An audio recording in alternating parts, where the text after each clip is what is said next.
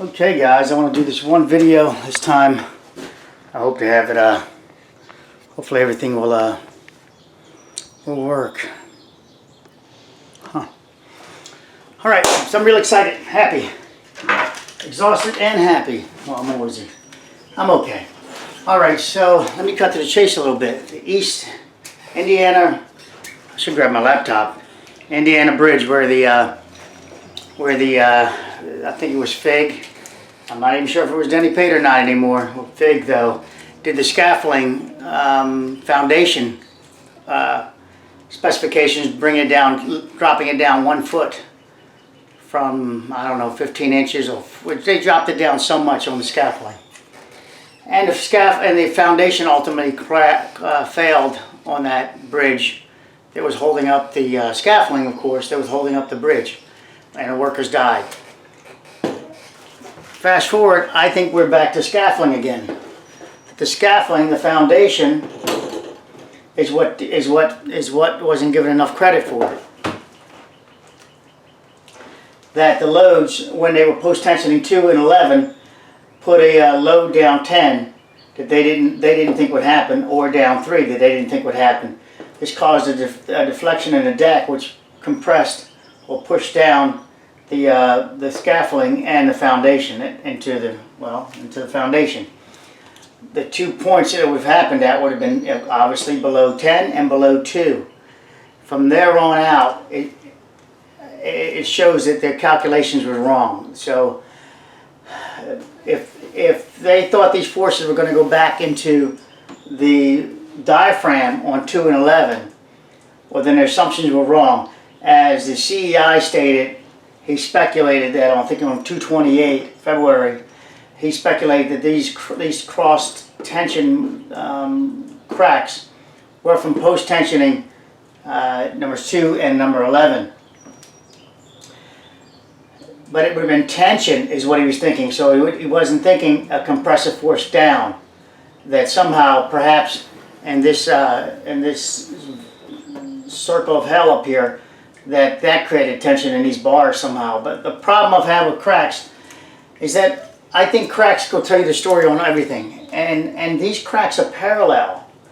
And I find parallel cracks like that, either going to have reinforcement lining them up, or they're going to be parallel with some other part of the structure and the failure. And so this pulling this way, I tried everything, showing it the camber up, trying to figure out if we could do that. I can't make this camber up. I purchased some reinforcement and everything else, trying to make an action happen here by compressing here that made a camber up. I couldn't do it. I couldn't do it. So then I looked at the multiple triangles and tried to see if somehow their interaction would create a camber up. It would create a separation, as I stated in one of the video, against the scaffolding here, albeit small. That would give you a tension in here. I couldn't make that happen. So early this morning it came to me in my beautiful sleep mode. This is a compressive force that was then released, and when it's released it becomes a tension force. You see it as tension cracks. Alright, so this is why I'm saying that all the engineers that participated in this did not see that compressing 2 and 11, putting it on post tension, wouldn't just send forces back down here from the canopy and C2 only. So update to that previous video, it's C2 only as I look, and it's only D1. That it was not just sending forces back down to the diaphragm, it was sending forces across the canopy obviously, but also a downward force.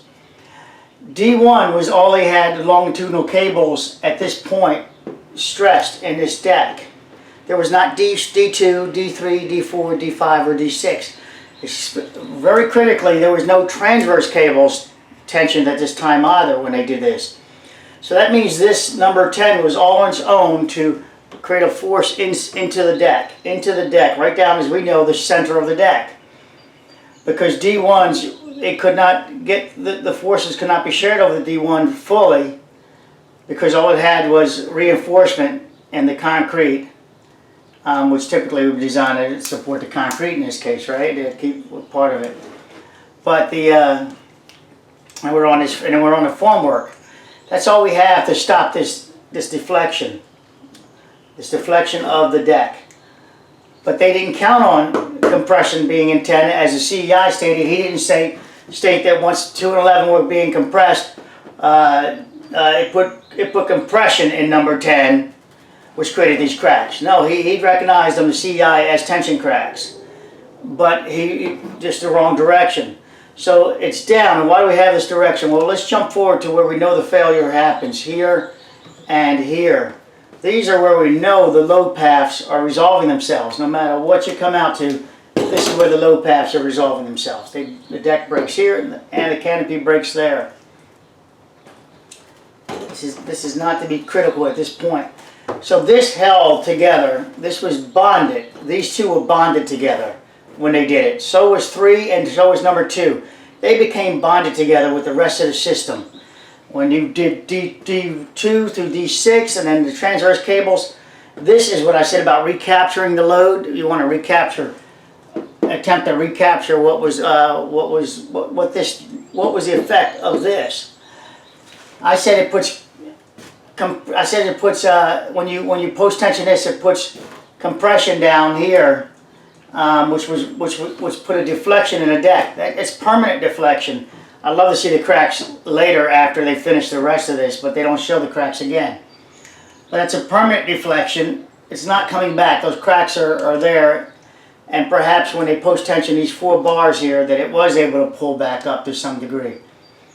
But then you've now changed the forces in 1 now, in number 11 rather, because now this is now countering this, plus whatever it had to pull back up, that slight bit of deflection.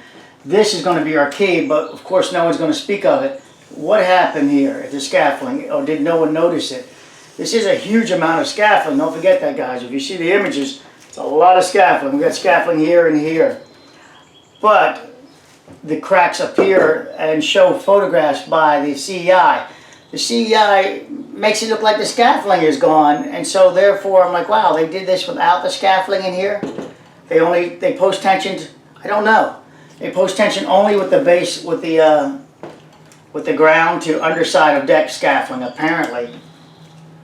And so this all had all types of wavy moments in it, if you will, wavy moments. So I'm looking at it like this, you know, it's just each one of these are different spans before unsupported spans, and only C2 was participating at some degree. It still, if you look at it from the cutaway, it still has a weird frequency of pattern of the load forces. All right, so it's D1 was all that was present. When they go to tension, when they go to finally tension D2, D3, and all that, this guy still has that downward force. Nothing got rid of this downward force. It didn't magically go away. They only did C4. I'm sorry, they then went to the deck and then went back to the canopy. Then transverse cables, then the canopy. So what's going to be trying to lift this back up is when you start applying D2, that's not even in the zone anymore. You're probably creating more of a negative load as you try to, so here's D1 and this is D2. D1's already here, D1. It's already here, taking on the loads downward load of 10. It's already doing this. Then you put D6 here. D6 is going to be more taut, and it's going to, you can see the elevation changes there, and theoretical elevation changes. Well, the forces is what I'm referring to. And then D3 and D4, D5, and D6 are going to be on a nice level plane. They add they start post-tensioning the transverse cables. Where it meets 10, 10 already has this greater amount of force that they didn't know about, that they didn't calculate would be down here, or they would have supported it more so. They wouldn't have allowed these cracks to appear. They were never addressed. The engineer said he'd like to know whether they were predicted. And I never could find their response from that. And so my guess is no, they were not predicted. They were unforeseen, and they just ducked the question. So this D10 has forces there that they're trying to put back to normal, but they don't know that that they're trying to put it back to normal. They're now just going to run the transverse cables. Post-tensioning them at what, 267 kips, I forget what it is, all the way down the entire structure, all of them the same. Well, obviously, if you're at 10, and 10 has this this force going down, when you go to do 10, your transverse cables in 10, I don't know, I think there is one that goes through 10, or is it one that goes through another one? But 10 might be here, so I'm going to take some liberties here. The transverse cables, I'm going to put them right here. Will be here and like 2'6" or something like that over. Maybe at the node between these two. And maybe here. And one out here. Something like that, right? So you can see that they don't quite transfer the loads across. They sort of, haphazardly, for uniformity's sake, they're just spaced, not based on where the loads are going to be, just spaced equally through the deck. They assume, their assumption is that the whole deck will get the same amount of load points throughout the entire deck. And we think about it as live loads. Well, yeah, you want to make it all equal. So the human load, the human load is would be nice. That's your transverse cables. So if that's the case, how come they didn't do anything extra, nothing extra for where the nodes hit? I don't get that. That I don't get. I see your normal here. Or is your extra at this location, at the nodes, and then everything else is just redundant, as if the node could be moved anywhere. So in theory, their nodes could be moved anywhere you want up along down this deck. So everybody says, Denny Pate, too much confidence. Well, look at that. If you did this, so your transverse cables on the deck are placed here. This is implying, conversely, that I can move these nodes anywhere I want. Anywhere I want, I can move them, with the exception of just knowing, your unsupported span and the canopy. But otherwise, these nodes are just, I can move them, because the loads are going to be transferred to the longitudinal cables. So just to help you understand that, and the live load is calculated into the load of that. The dead load, again, this caused that deflection in the deck, and we know now it's unexpected per the reports in number 3 and in number 10. It's simple as that. How do you get this deflection? You cannot get it going down unless you can go through the transverse cables. Wait a minute, the transverse cables aren't there. You can't get it to deflect unless you can go through D2, D3, D4, D5, and D6 longitudinal cables. Wait a minute, they're not present.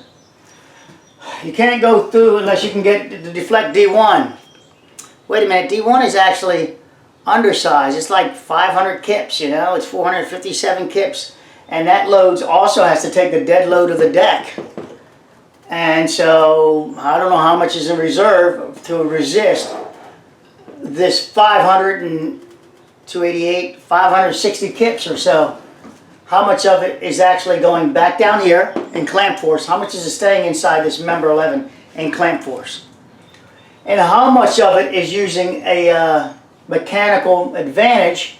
And as this clamp force is created, that is also creating this hinge, if you will, pushing this down, right here, pushing down.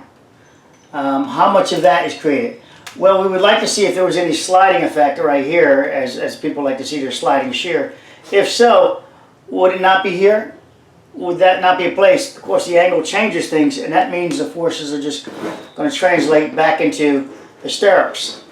And that's the downward motion. That's not, stirrups are not helping this in that capacity. The stirrups are helping to some degree, depending how they looped over. They're a ½ inch. I don't know, they're not very big, but they're looped over and going into the deck from the nodal area here of 10 and 9. So that's 10, and this is 9. Of course, this is 11. So I just want to give you this stage of the game of the video, and then I'll jump to, I think I'll start a new video but I just need to give it to you in sections. But we're looking at deflection had to happen. We know this is where the forces resolve themselves in the failure. As a result of the failure, the whole bridge fails. Of course, this joint fails, and in that video, my first video I did earlier this morning, it stops abruptly, and I had the rest of this beautiful data I was sharing. I think I last left at, let me see if I can get you back over here a little bit.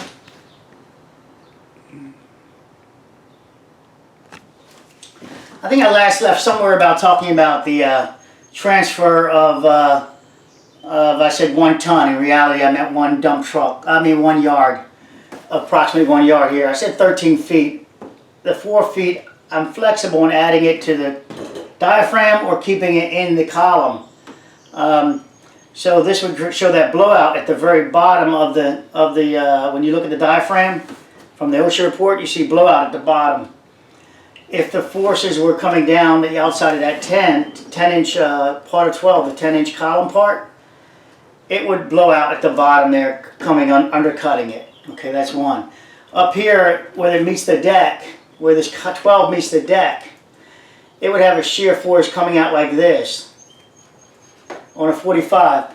45s are because that's where the load path is, all right? That's where people, there's nothing magical about 45. It's the load path of pretty much everything except for bolts. Bolts have bolts and nuts have a circular thing going on. It's a lot different. And so this would also have, this is a bolt, right? Your back of your plates. They're not just 45s going off this way. If you look up theoretical bolts and clamping forces, it's sort of like that, in a circle, like a figure 8 drawn from the center of your bolt, going like that. So that not only creates a tension, a shear in one direction, it creates an outward force also. And so you can see that if this is internal, this number 11 is an internal, it's also creating a 288,000 pound equivalent ratios. I don't know. We don't really know on that one. That's theoretical. Outwards, meaning back, away from the back of 11, it wants to push out. That blowout, as people talk about, it wants to push out also. Yes, it's pulling, it has a clamp force, a plate, that creates so here's the plate, a shear moment off of here and off of all edges of the plate, of the 8-inch plate. All edges are experiencing that shear force in 4 directions, not 2. So it's 4 directions, and also it has, since it's a nut, it has this thing going on the outside of it. These forces are going behind it. That's theoretical, because I imagine that those forces, if it's going behind it, well, should I be able to feel them in the air? I don't. That one I'll just leave open for your discussion, and some future conversations about bolts, if you like, and clamp force. So there's your 45 going. This is part of your. If I have the plate back here of the B, it's going in that direction. It has a shear point off of the fair game off the inside of the plate, going backwards. All right, so we'll leave out the figure 8 on that one if you like. So that gets this zone here where I have all these hash marks. That's the zone that fails. We know this stayed in place. So in that zone, I can find multiple forces that can cause this little bit of an area, to fail. We have the reversal of the 88,000 pounds of force in that small zone. We have the counterforce of the weight of 12 reacting to that. This not weighing 288,000 pounds does not win on that one. So this has a jacking effect, if you will. It's a constant force, which I like to call kinetic and not potential. I like to think of it, it's there, it's working. It's not potential. To me, you look up potential and kinetic energy. That's a weird one for me. This pen has potential energy as a marker. All right, so that's what I think. All right, it's potential energy as a marker for writing something. I know the potential is wrong the way I'm describing it to you.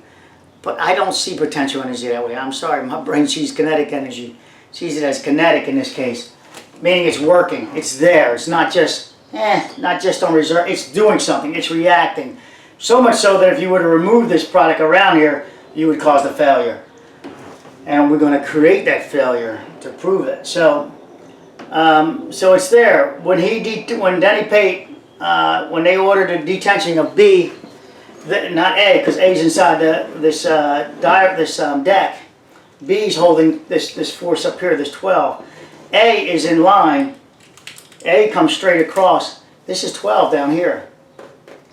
This is 12's path. I did a straight line for you. Let me make sure you can see that. Let me look at my screen here. It looks like you can. Yeah. Let me zoom in and do this just a little bit like that. And tilt down. So what I did there was, let me flip the screen over. So what I did there was, this is 12's path, and right there inside the deck is the A. I call that A, post-tension bar A, and post-tension bar B above. So this is the zone that failed. We know it's right above A, and it comes down to, it comes out into this pattern here. Well, we've got the bars, of course. We got the placement of the bars, which are 1 3/4 inch plus a tube around it.